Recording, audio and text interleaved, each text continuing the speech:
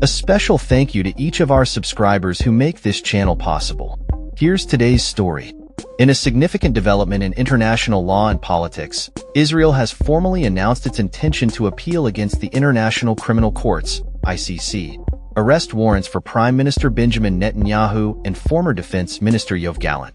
This decision comes in the wake of the ICC judges issuing warrants for the two Israeli officials, along with Hamas military commander Mohammed Deif, citing reasonable grounds to believe that they bear criminal responsibility for alleged war crimes and crimes against humanity in Gaza.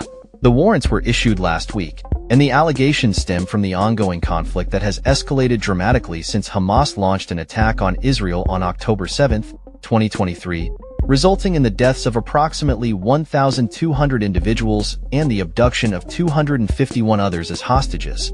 In retaliation, Israel has conducted extensive military operations in Gaza, leading to a reported death toll of at least 44,000 people, according to the Hamas-run health ministry in the region.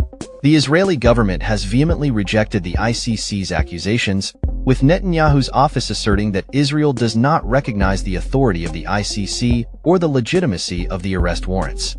On Wednesday, the Prime Minister's office confirmed that Israel had communicated its intention to appeal to the ICC and had requested a delay in the implementation of the arrest warrants.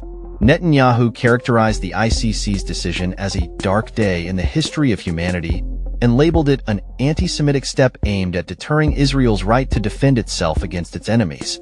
Gallant echoed these sentiments, arguing that the warrants unjustly equate the actions of the Israeli state with those of Hamas, which he described as a group responsible for heinous acts including murder and abduction.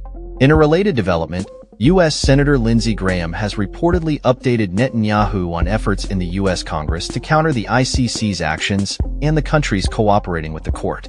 President Joe Biden also weighed in on the issue, calling the warrants outrageous and asserting that there is no equivalence between Israel and Hamas, reaffirming the U.S. commitment to stand with Israel against threats to its security. The ICC operates under a framework that obligates member states to detain individuals wanted by the court if they enter their jurisdiction. However, Israel and the United States are not members of the ICC, which complicates the situation. Some European Union nations have indicated they will respect the ICC's decision, while others remain non-committal regarding potential actions if Netanyahu were to travel to their countries. The British government has stated that Netanyahu could face arrest if he visits the UK, while France's Prime Minister initially expressed a commitment to comply with international law but later suggested that Netanyahu might have immunity from arrest due to Israel's non-member status in the ICC. The French Foreign Ministry clarified that immunities could apply to Netanyahu and other Israeli officials should the ICC request their arrest and surrender. This statement came after a ceasefire deal was brokered by France and the U.S. to end hostilities between Israel and Hezbollah in Lebanon. Human rights organizations criticized France's position, arguing that no one should receive immunity from an ICC arrest warrant based on their official status.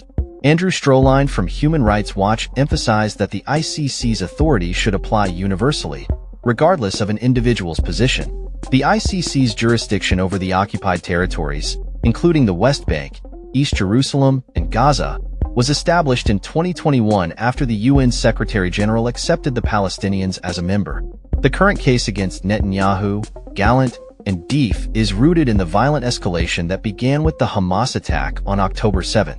The ICC judges have indicated that they found reasonable grounds to believe that Netanyahu and Gallant are implicated in war crimes, including the use of starvation as a method of warfare and various crimes against humanity. Deif, on the other hand, faces charges related to murder, torture, and sexual violence. While Israel claims to have killed Deif in a July airstrike, the ICC has not confirmed this information.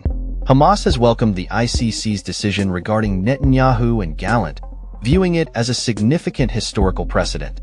The ICC, established in 2002, is tasked with investigating and prosecuting individuals for serious international crimes such as genocide, war crimes, and crimes against humanity.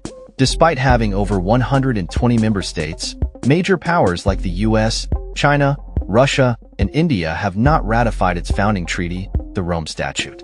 The unfolding situation highlights the complex interplay between international law, national sovereignty, and geopolitical considerations in the context of the ongoing Israeli-Palestinian conflict.